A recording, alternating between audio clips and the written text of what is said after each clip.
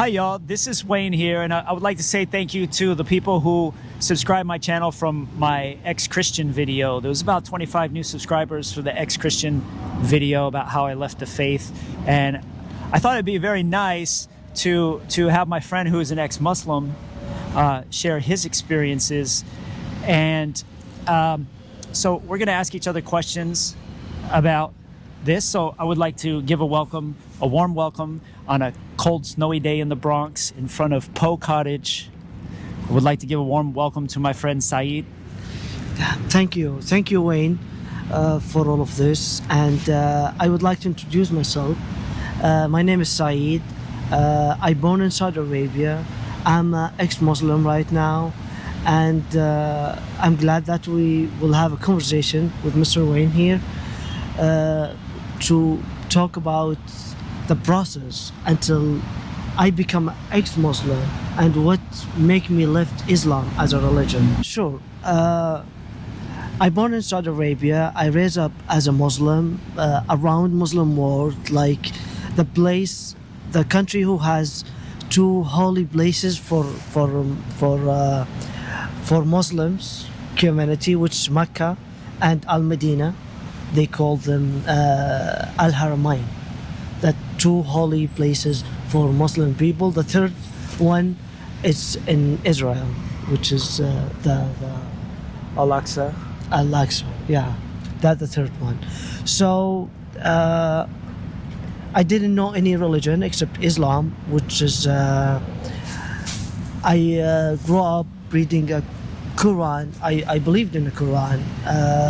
I read the Hadith too also, and that's what they teach us in the school too as well.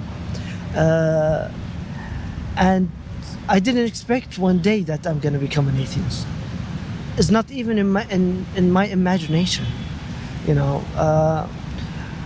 I traveled with my father, with my family to different, countries. We saw different culture, but also in that time too, I didn't, imagine that I'm gonna become an atheist. My family actually, they are not that religious. My father's a businessman, like he traveled to Japan. That's interesting. And China, Korea, Taiwan, you know, to bring all that stuff to Saudi Arabia. And also he came to New York too.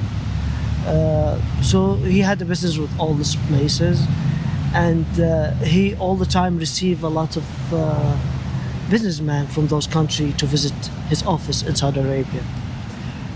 So I grew up, saw a lot of businessmen from Korea, China, Japan too as well, and from Florida too. So they would visit your dad in Saudi Arabia? In Saudi Arabia, yeah. Now, did they teach you religion in school? Yes, they teach us only Islam. There is no other religion. They teach us Hadith, they teach us Fatwa, they teach us a Quran translator too. Is that all the schools in Saudi Arabia? They're all Islamic? All the schools, yes. And they teach us how to read the Quran too. The way how we read, we're supposed to read the Quran this way or that way. Like you have to pronounce this word this way, you know, and you have to just say it right. So that means we can understand that you are really a good person, you know. Sometimes they sing a Quran. Did you hear how they read the Quran? In the Sufis, we kind of chanted, but I didn't hear the singing so much. The Sufis take it like a little bit far, like too much. But in the Sunni, they do the same thing. They do that in the school and also in the mosque. So if you're gonna go to the mosque, they have certain classes for those people who finish the school and they would like to study more about Quran. So like a lot of things around the Quran. What about any science classes? Do you have any science classes? We do. I study like a little bit biology, yeah, chemistry too, mathematics, and yeah, we have sports classes too. Yes. Yeah. So I heard you introduce yourself as an atheist. So what was it that made you question your faith and eventually, like leave the faith like I did with Christianity? Oh, okay. I'm interesting to. I asked myself when I was probably 13 years old, 14 years old, what's the purpose of life? Why we are here? I used to read the Quran, and I was probably the most religious person in my family. And I used to read the Quran, and I was really careful reading a Quran.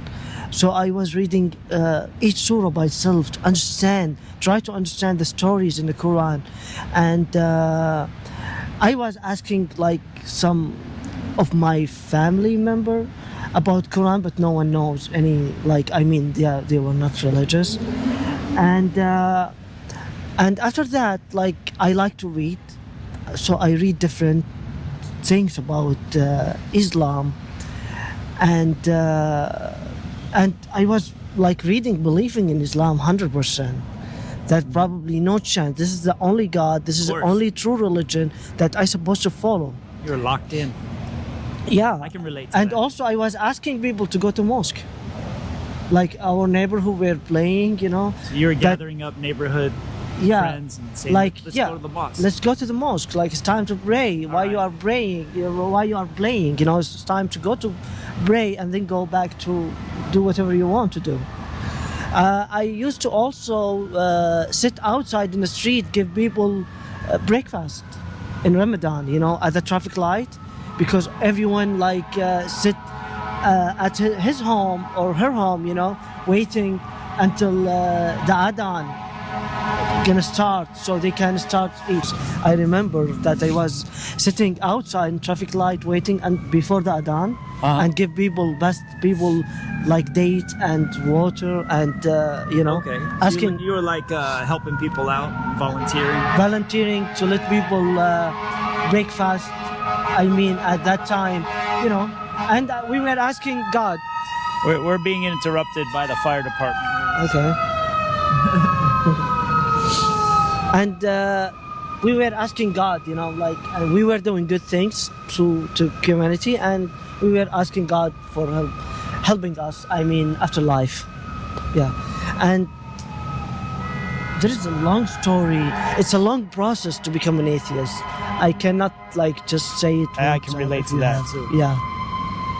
It's not one thing. It's over several years. It kind of comes together. Yeah. So you were saying that it was a process that happened. You started reading about things and having questions, maybe when you were young, maybe a teenager. Yeah, when I when I become a teenager, like at 17 years old probably, my father married another wife, and he started to behave different to us. Like, he doesn't like us no more probably. And I saw my father as a hero, for me as a kid. Like, I was following him, going with him to his office, meet his business partner from different countries. And I said, why that? That's hurt me a lot, actually. And I remember I called my father one day, and I asked him why he doesn't sleep with us. I mean, in the same house. He went to sleep with his new wife.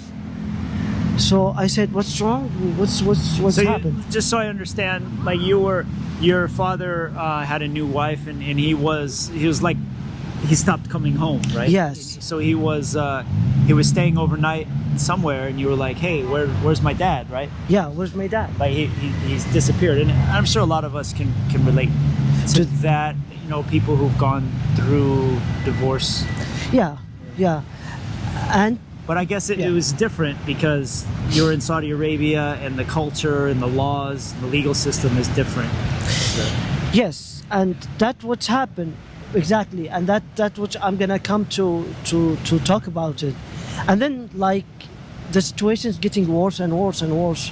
So my father probably asked me to try. I asked him if I would like to continue studying, finishing my college. So he sent me to Malaysia to finish my degree in civil engineering That was that nice. time. And one day my mom called me to come back to because she asking for help. I said like I'm almost going to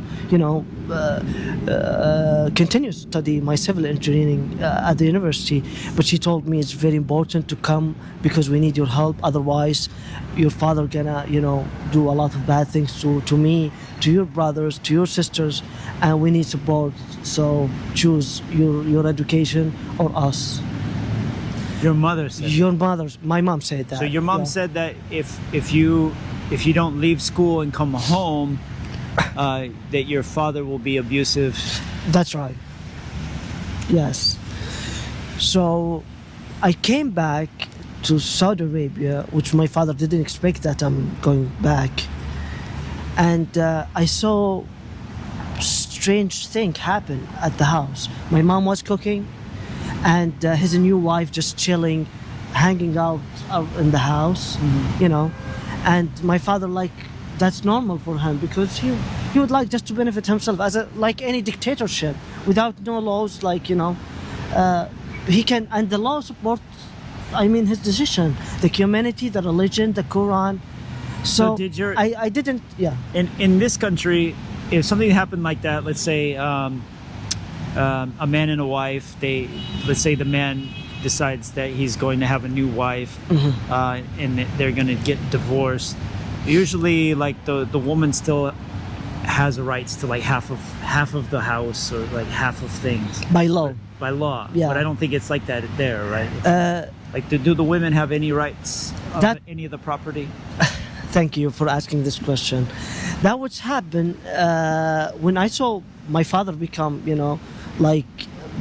worse and worse to treat my mom that way. I stopped my mom cooking anything, and then he became aggressive because where's my food? He's the only person who make orders at the house. So I took my mom, and they went to the court to see what type of right that she has. Oh. And I saw a lot of females struggle in the same situation. Most of them probably because their husband marry another wife, kick them out from the house. They don't have no rights. They talk and they went also. What's happened over there? Those ladies, they went to their family house and their father's house, their parents' house, and their parents against them pushed them to go back to their husband's house. So everything against the female over there, which the female, she's supposed to accept those orders and just be a slave of this law. So what was the expectation is for her to just accept that her husband, your father, has another wife? Did he want to have both wives, or did he want your mother to disappear and move away? He doesn't want to lose his kids, which is Right. and also at the same time he want to live his life. He make good money. He's a businessman, Yeah. He has a big house, so why not? And there is a lot of people like him doing the same thing. And Right. I remember my family, because the situation getting worse and But worse. did he want your mom to stay, or did he want your mom to go? He want her to stay, serve him, Okay. not as a wife or as a mother of his kids.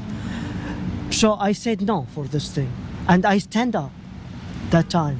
I against my father because he getting worse and worse, and then my family, his family side, involved in this problem. So they came to my father's house, and they would like to punish me. So my father, because he couldn't handle me, and he's upset why I came back from Malaysia, stand up against him, support my mom. What's wrong with you? So this is like the police. They came Yeah, they to came punish you to- because you were trying to see what rights your mother had. Yes, And they didn't appreciate that. that's right. I remember my father invite me to come, and he bring all my cousins and my uncle. So This is a different kind of story, and I don't know if you want us to publish all this stuff about your personal life, but it's, if I'm going to just summarize it, say that you notice that in your culture that your mother didn't have a lot of rights as a woman, Right. and that made you question the culture and the religion that was enforcing that situation. And I think that's different, because I think a lot of people who deconstruct the religion, they might do it from a more selfish reasons, like maybe, you know, because they had a more difficult time themselves. But it sounds like it was because of how your mother was, you were more concerned about how your mother was treated, and that kind of made you question things. Right, right. And I said to myself, if my mother is not free, how I'm gonna be a free person? If I cannot free my mom from this situation, how I can be a free person in this world? I can't. And my family, like from my father's side, told me there is another guy also in the family that he did the same situation. He married second wife, and he controlled that wife. I mean, the first one, you know, he asked her to cook for him. He asked her to like, he treated her as a slave. And also that lady, she has like old sons which they supposed to protect her, but they don't. Why you do all of this? So if So I I'm supposed understand to this, follow- like it's kind of a norm there where a man, it's kind of in our culture, it's common, like a man will say, okay, well, I'm tired of my wife, I want a younger woman, and then he leaves her or cheats on her. But you're saying it's common in your country for a man to marry another wife and kind of keep the old wife around, but not really to have more children, or to be affectionate towards them, or to show any love towards them, but just to have them around to do chores like cooking and cleaning and things. Right, right. And I found that which is match exactly with the Quran. When I came. And then like- if the woman, sorry to Yeah, interrupt, but yeah, then yeah, if the sure. woman is not okay with that, then you're saying that their options are either to go back to her parents, and then her parents will often say, Then a judgment no, we too. don't want you, go back with Right. your husband, because that's like the proper religious thing to do, right? Or she just has to just basically be an obedient housewife and know that she's not like the favorite wife anymore, and then it's just, you don't have any other options, and you can't I guess and here the woman can also just get a career on her own and get a house on her own and do that. But can that happen in Saudi Arabia? Can the woman just decide, okay, I'm just gonna get an apartment and get a job and be an independent person? She gonna face a lot of trouble doing that thing. Like, she gonna face discrimination from the society. She gonna face discrimination from her family, you know. She gonna face and also some of them who does that. I mean, like, her husband can't take her money, you know. The husband can take the money. Yeah, Do they have divorce?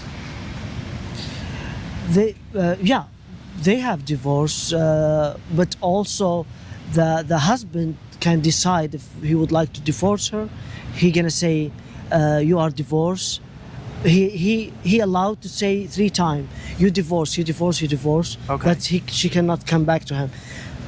But if he said like 1 time, you divorce, so that means he divorced her, and he has the right to return her back or no. But does she has the same right? No. So that's a new concept. So it sounds like there's different levels of divorce. So there's like maybe a fully divorce or sort of separated. But yeah. Yeah, and that's like take my attention to read more books about Islam, and I read the Quran after like the situation getting worse and worse. My father asked a police to arrest me because I stand with my mom, and he kicked us outside he kicked my mom actually outside of his house, so we moved with her together to my grandfather's house that time. Your mom's parents? My mom's parents, yeah. Okay. So my father asked the police to arrest me because the situation getting worse because of me in the middle, standing against him. So what's wrong with this guy? I bring him to this life. He doesn't have the right to do anything or choose anything. And this dude now against me. Is to that where she complete lives my now mission. with her No, parents? now she live in Brooklyn. Oh, she's she's here. free. She's free. Yeah, Oh. but she struggled to I mean, because she doesn't speak English. So Wow. yeah, but she's happy. She told me that she loves America. Okay, so And you she get to loves the see people her here. often. Yeah, I would Okay. like, but she doesn't I agree. didn't realize that. I thought that your they become family was atheists. still in Saudi Arabia. My father in Saudi Arabia, But your mom's here. But my mom here. And you said she doesn't know you're an atheist. She knows that I'm Oh. atheist, and she disagree with this. Okay. And I'm really worried about that thing, and because what's happened to her lead me to become an atheist now. Of course, it's a process. It's not just only that. I read a lot of different books to lead me leave that faith. Yeah. And when I moved to my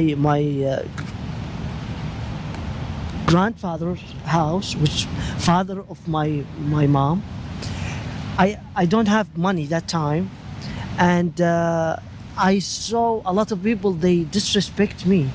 They were respecting me because my father's money, Right. and I recognize that So the did way they- how they look at me is different now. Were they So, disrespecting you because you were causing trouble? to my father? Yeah. Yeah. And then I asked my aunt if my grandfather's has a library, and she told me yes, here's the library. Nice. Wow. And that library opened a lot of different things. I read most of the book of my grandfather's, Okay. and most of that books come from Egypt and Lebanon, which Okay. that time the only maybe publisher or book printers. That time it was allowed in those countries in Middle East. Okay. Yeah. And And were I those found- books? Oh, you were gonna say that. Yeah, I found strange thing about. I read the whole hadith, which is there is 5,000 hadith, and there is probably 2,000 which they got approved that it's really true that come from Muhammad, and the rest of them is not. So and I read the 4 different translators because I want to see what's going on with the situation that. The situation that's happened to me and happened to my mom. And I found in the Quran that the Quran also there is a lot of thing against a woman, that you can hit her if she doesn't listen to you, and you can just ignore her in a bed if she going over, and also if she doesn't want, you can hit her. Now you shared with me before that learning about evolution was a big part of your deconstructing your religious beliefs. Do you want to talk about that? Like maybe how that Sure. helped? Yeah, sure. But this is also before I get to the evolution. There's still a lot of process to leave Islam. It's not easy Okay. because you raise up around you Islam. I didn't even imagine that I'm gonna leave this faith.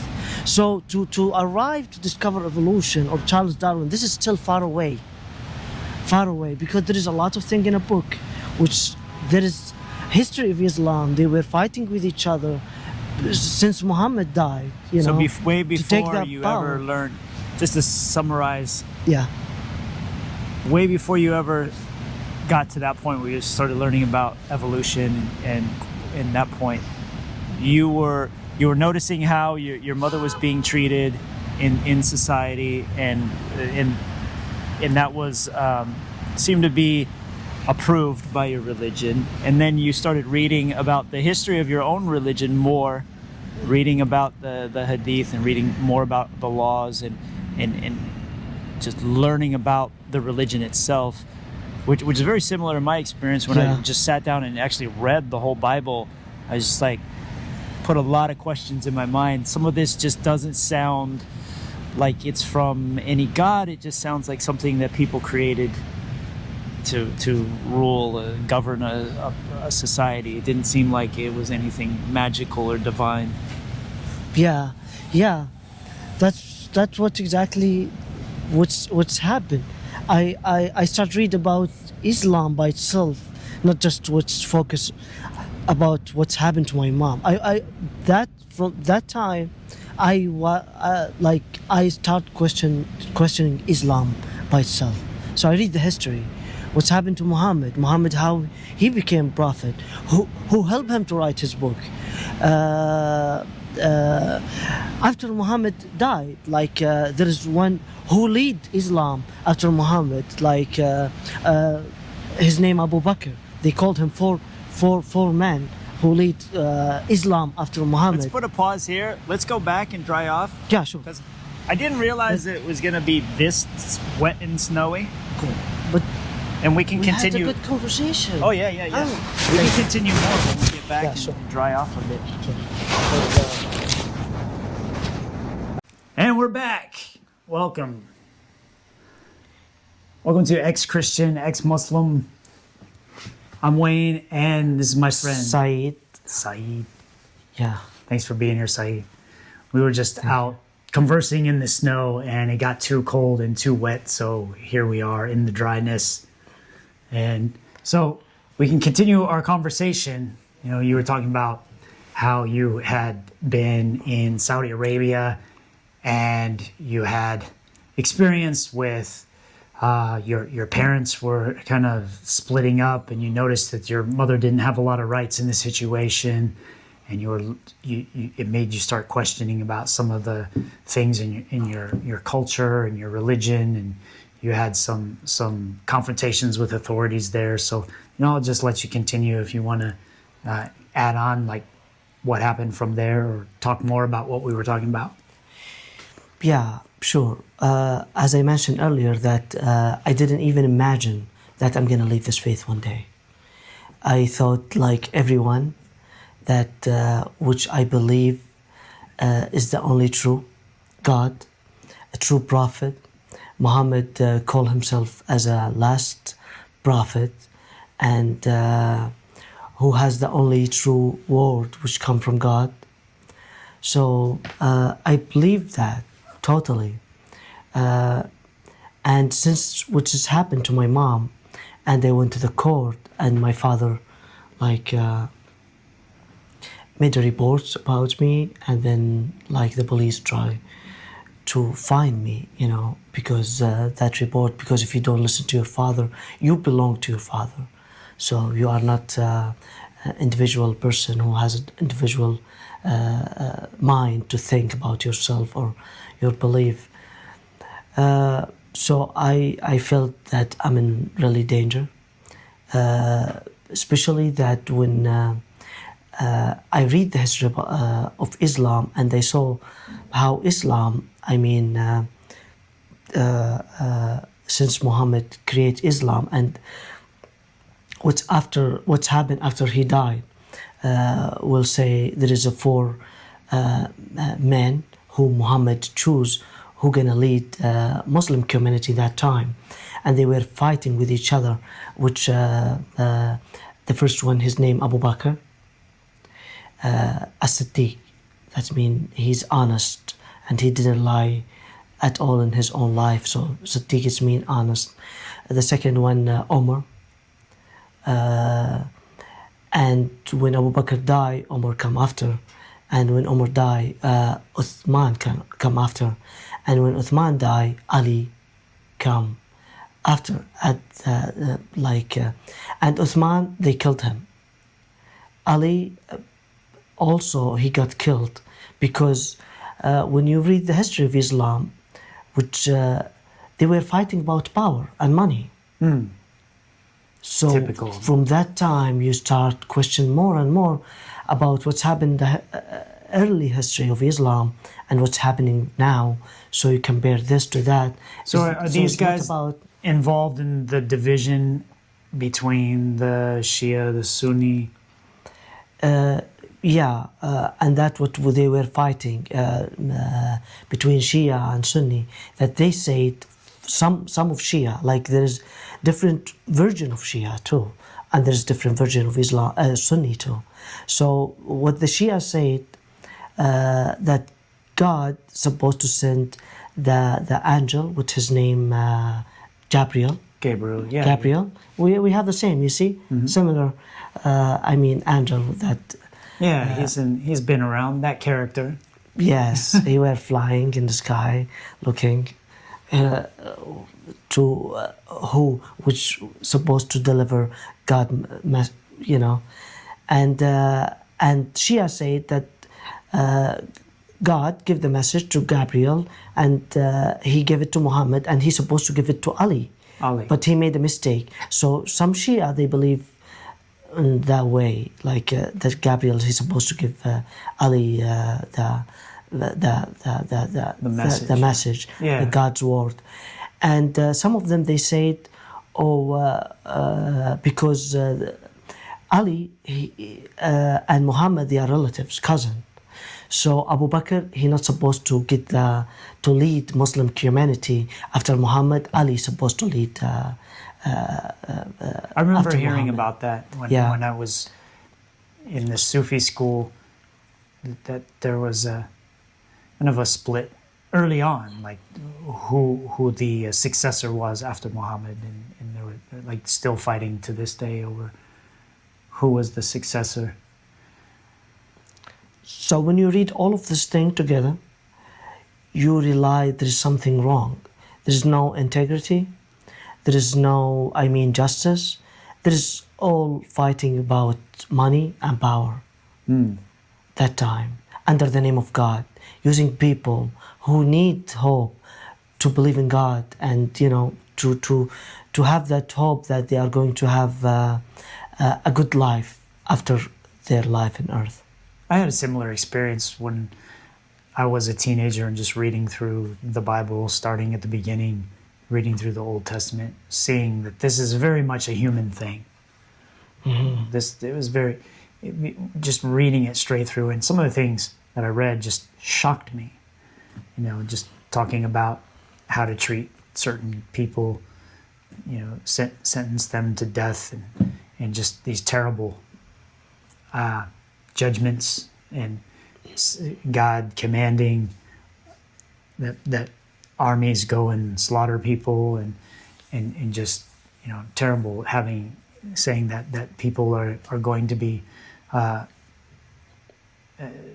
killed and raped as punishment for basically God's judgment. It's almost like there's prophecies in the Bible where they say, oh well, these basically that this some group of people, you will your men will be defeated and slaughtered in war, and your women will be raped, and it's like it's not just a prediction, it's a judgment saying this is going to happen because these people were bad people. It's Wow. Toxic. And I remember reading a lot of this stuff, just feeling shocked that this was taken as the word of God, that is just some real gross human stuff. Yeah, and that's scary because you grow up believing, in God, and believing that those are God's word, and when you realize that maybe it's not, so who are we and what's going on? And the religious apologists are always going to say, oh, you're taking it out of context. And it's like, no, it says exactly what it says, and it's very clear. It's very typical human. It's like, okay, we're going to punish you. We're going to punish those people over there because, we're a warring society, and we're going to go and we are going to take their women, and we're going to, there's even instructions there. When you conquer these people, kill all the men, but keep the virgin women for yourselves and spare the children and things like that. It's like God's giving instructions on how to do a genocide against the people. It's like, no, it's not out of context. it is exactly what it looks like. It was a propaganda message to try to get a community to go to war and commit a genocide against another group. Yeah. It's not out of context. It is that. So like they use God's word. I mean, they talk under God's name to benefit themselves, to let the soldiers or the people fight for their benefit. Yeah, it's a lot of what I see in the scriptures is military propaganda, is war propaganda. It's saying, oh, we have to do these things because God commands it. Yeah, and that what's happened, and the same thing. It's happening right now.